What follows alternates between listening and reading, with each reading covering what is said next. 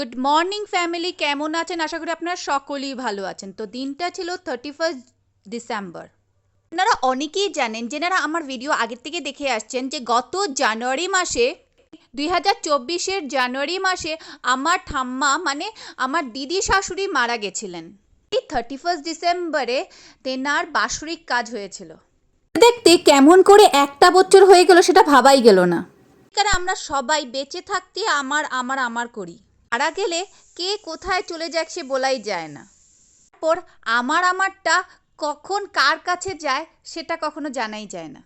এই পৃথিবীর থেকে নিয়ম কানুন বা আমার তোমার থেকে সবচেয়ে বড় মানুষ হয়ে মনুষ্যত্ব থাকা দরকার, তাই না? হলো একটু ভালোবাসা। টাকা পয়সা ছাড়া কিছুই হয় না, সেটা জানা কথা।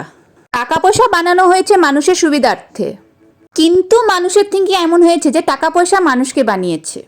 তাই আমি মনে করি যে পৃথিবীতে যতদিনই বাঁচি সবার সাথে মিলিজুলি থাকি। কারণ তোমার যেটা থাকবে ঠাকুর যেমনি করি হোক সেটা তোমার কাছেই দেবে। কারণ কাউকে কিছু ঠকিয়ে মানুষ কখনো নিজে জিতা যায় না। মানুষ হয়ে মানুষকে ভালোবাসাটা দরকার, কারণ মানুষ একবার চলে গেলে আর ফিরে আসে না, তাই না? ভালো থাকবেন, ভালো রাখবেন, কারণ মানুষ একা কখনোই জিতা যায় না, তাই না?